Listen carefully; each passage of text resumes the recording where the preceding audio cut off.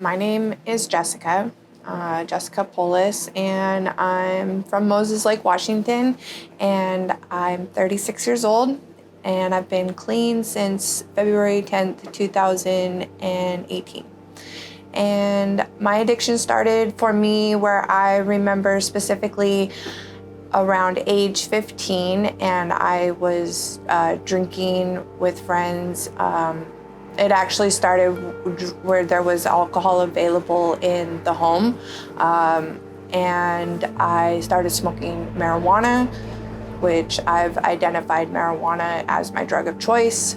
That's where I really felt the escape I was wanting for using drugs, to escape from the reality of my life. So that's kind of, I think, where my addiction started. I do feel like maybe it was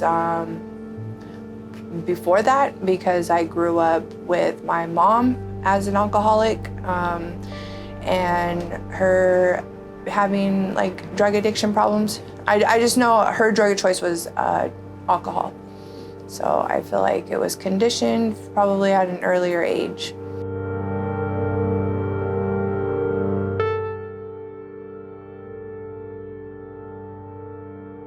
I did have like a group of friends that were very,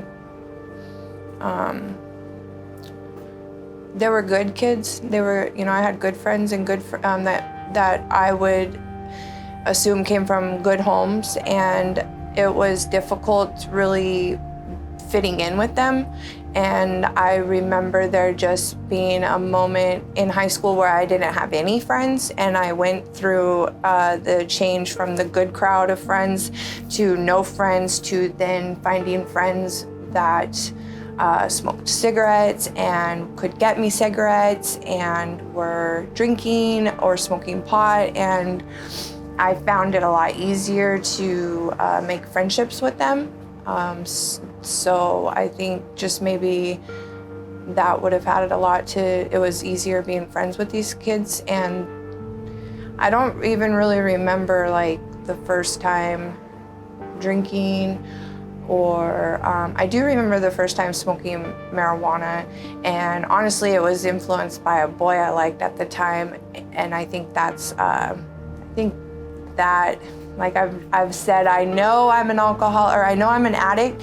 I know I'm an addict, but I've had other issues with like boys and codependency and wanting to be loved or accepted. And so I was heavily influenced by boys and what they liked to do. So I tried smoking weed with a boy I snuck out with, and I don't remember getting high the first time. It wasn't until about the third time I smoked weed, and it was at a party that I was at, and I did remember feeling the effects of it at that point. And I remember instantly just feeling just happy and not like so depressed and sad that I had continuously to feel living at home. So I think it just all came with wanting to not be at home anymore, finding where that was going to be with the people, and then what was available at the parties. So I just kind of came of age where I could sneak out or hang out and stay out, and that's what I was drawn to. I didn't have to be at home anymore. I just know I grew up with my mom, and I know my mom had mental health illnesses, and I know between her being an addict and having mental health illnesses, there was a lot that was happening in my home that did affect me, maybe becoming like confident or being on the right track.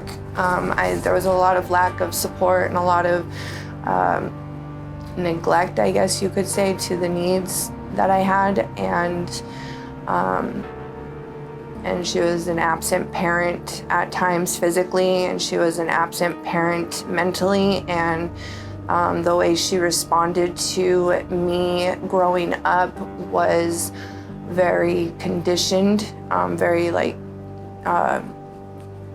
she just would cold shoulder me and ignore me, or when she was like coherent to interact with us, she was really mean.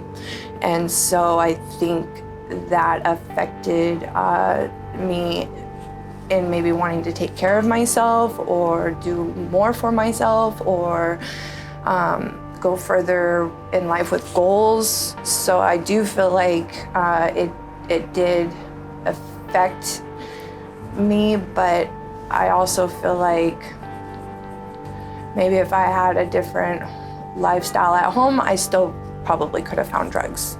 So I do think it has an impact, but I don't think it would have changed maybe my path of finding drugs. I don't know. I really don't know. So I moved away from Moses Lake shortly after high school. I think it was a couple years after high school. And what happened was my mom's addiction really started to get to a point that maybe to other outside people, they were concerned, because I just remember coming home from being with my friends or whatever, and there was a bunch of family that was there that didn't live in town, that we didn't see. It was alarming why they were here, and they were letting us know that we needed to pack and that we were going to go live with our dad.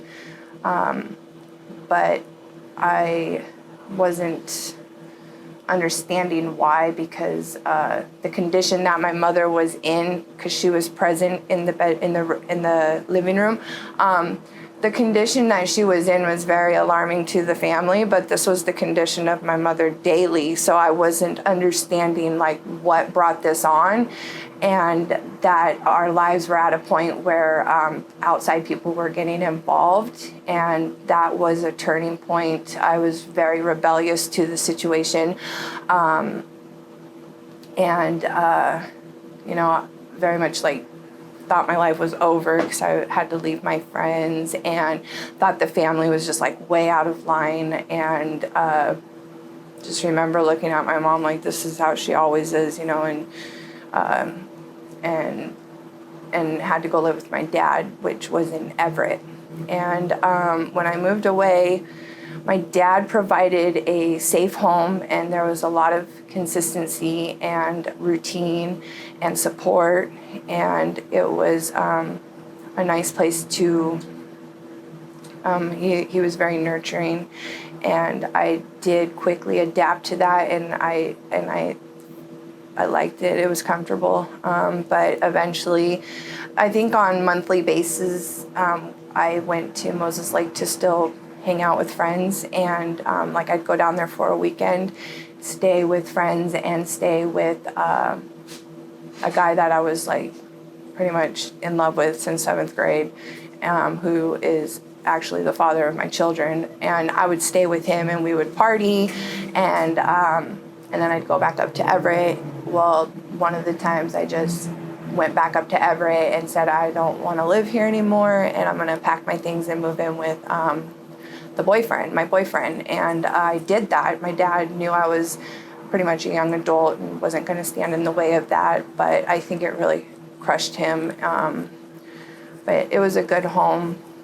I remember they wanted to be involved with situations that were happening, and they wanted to sit down and communicate and talk. And I remember me and my sister basically laughing at them because we weren't familiar with that, and we used to mock their family meetings. And it wasn't until much later and still that I realized I really needed what they were providing, and that I kind of took that for granted. I moved in with my boyfriend, and I think I was about 24, and this wasn't the first time using cocaine, but this was now using cocaine, which quickly developed to crack on a daily basis. In a 2-year time frame, I think I ended up with 6 to 7 felonies, 4 of them within a month, and started going in and out of jail. And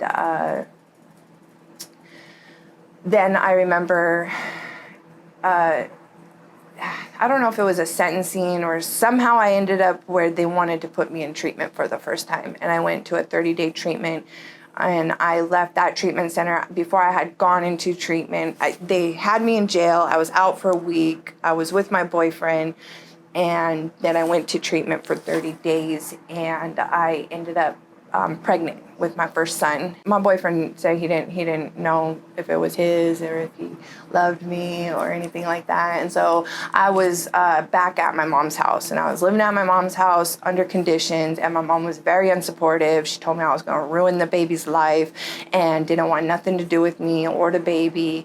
And that was the first time where I kind of was realizing that I needed to do something for myself. Like I was pretty scared, and I was pretty upset because I knew the baby was his, and we had already been together for probably about like 6 years off and on from, in high school when I was a junior to as I moved away and then up to this point. So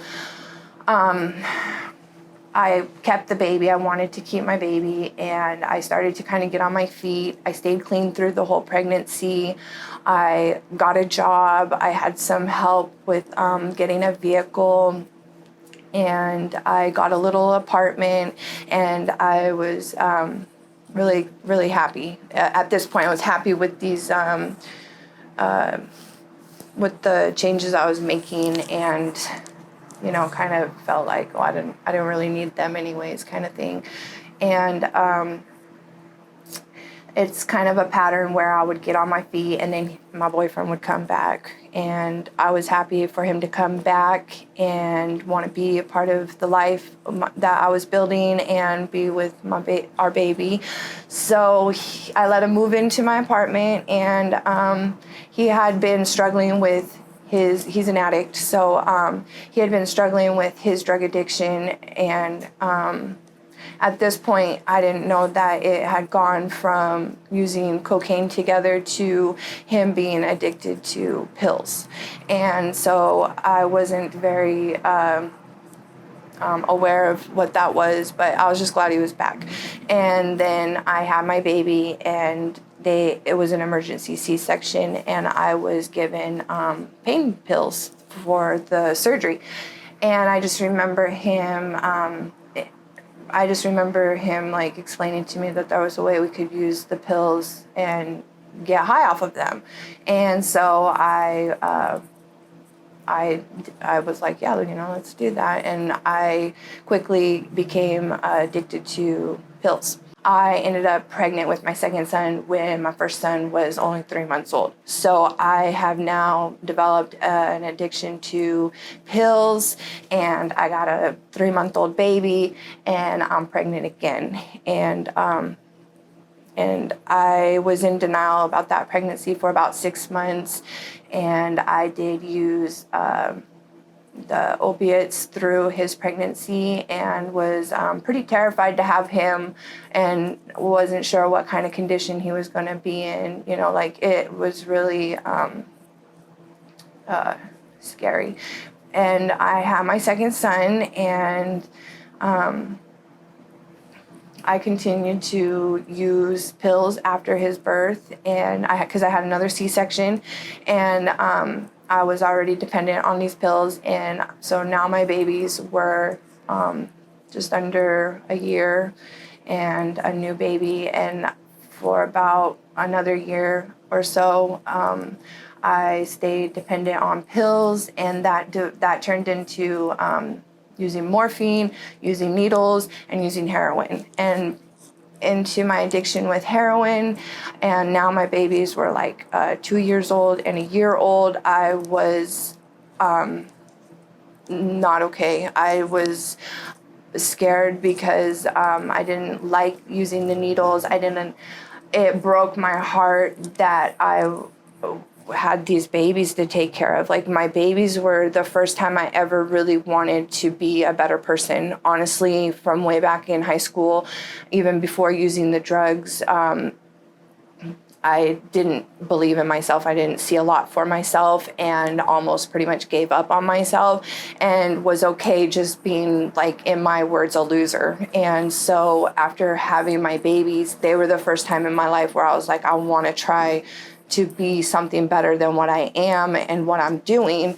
But, you know, it was hard because I really did love their dad, and he was into drugs, and he was the first person that I felt like paid attention to me and cared for me.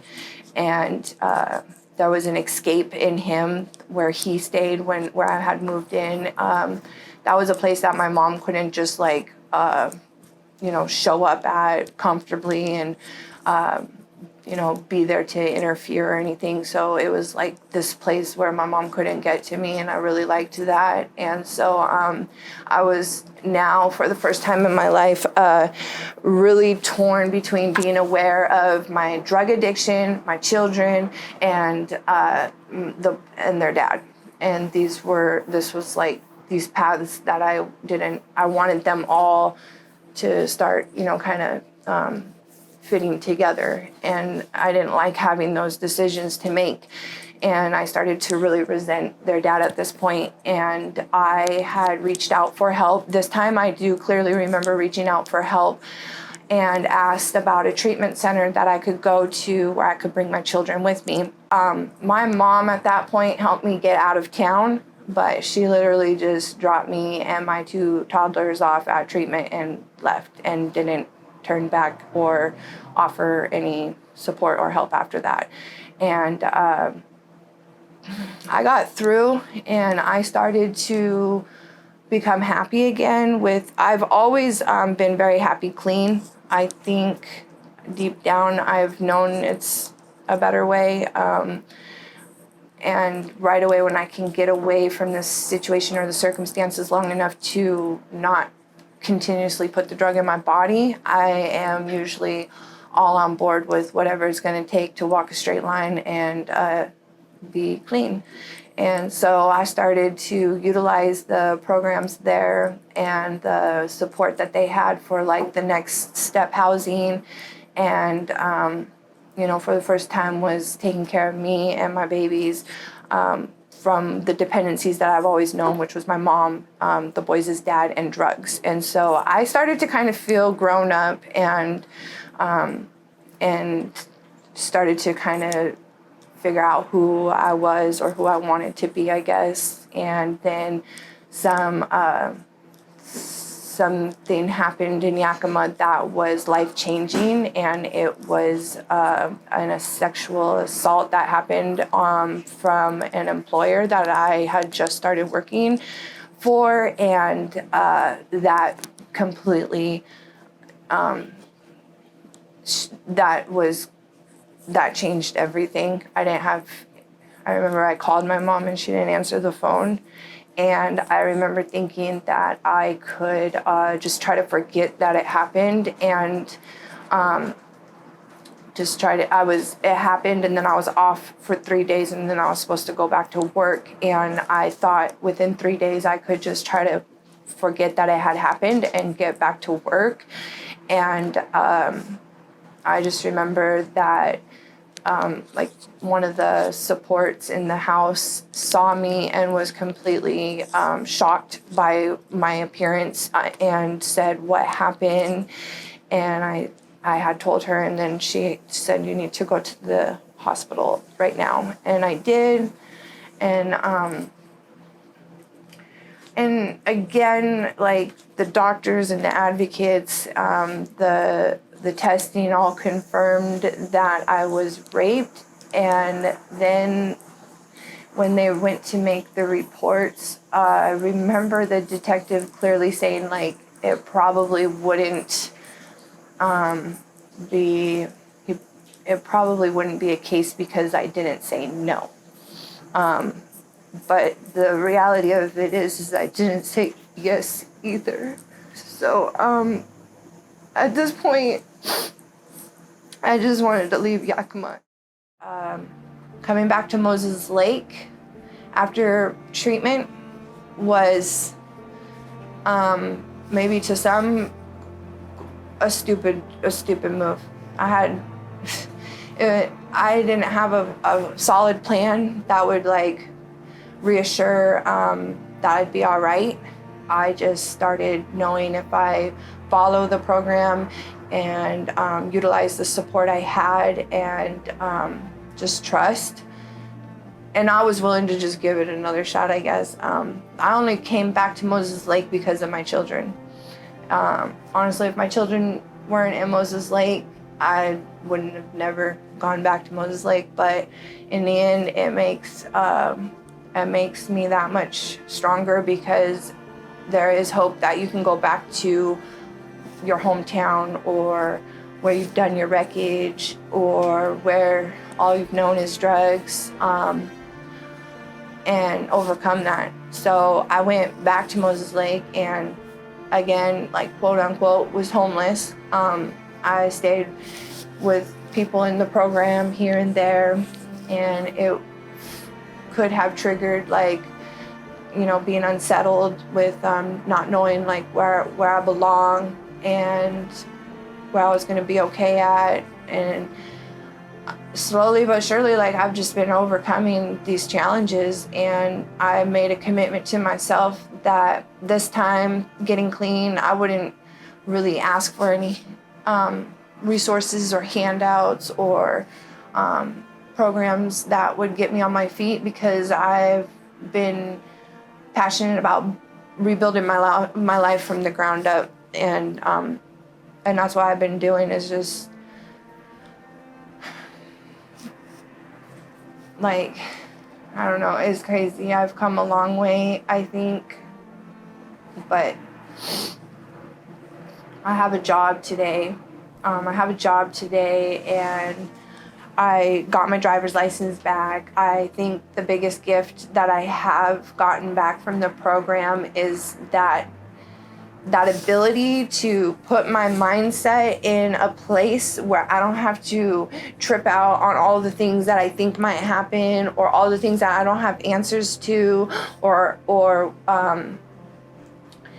the fact that, like, I can live in today, and when something does come up, I don't have to necessarily freak out and undo everything I've gotten to this point. I've been given the gift to just like be able to just trust, and I think from where I've come from and what I've been through, like, learning to trust is a huge challenge, and I'm learning to trust myself, and I'm learning to trust that the people that I've allowed into my life are genuinely there to help me, and I'm able to trust that if things do happen, that doesn't mean that I'm a bad person, or that I'm not worthy of the next, having something more and having something else good in my life. It's just, that's okay. Like, I'm allowing. So the 12 steps, that's where, I'm going to be firm about it, but like, I work 12 steps in the Narcotics Anonymous program, and that's where my life changed for me. And it's, you get clean, and that's a huge accomplishment, and you go to the meetings, and that's a huge accomplishment. But for me, in my past experiences, I was not able to stay clean until I did the 12 steps.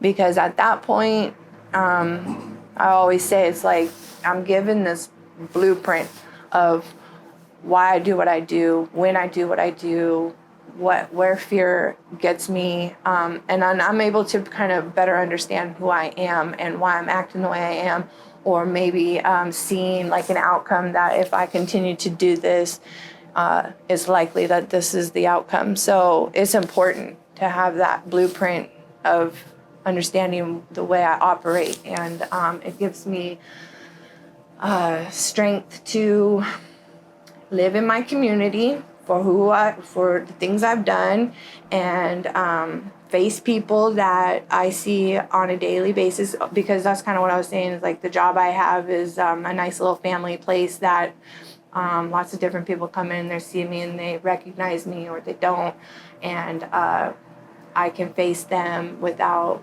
that shame. And I've gotten that from owning my past and my wreckage and making what was wrong right. So, I don't know, I just think it's important that it can be done. You know, it can be done where you can go back to a place where people say things about you and they know things about you, where there's not a lot there for you, and you can stay clean.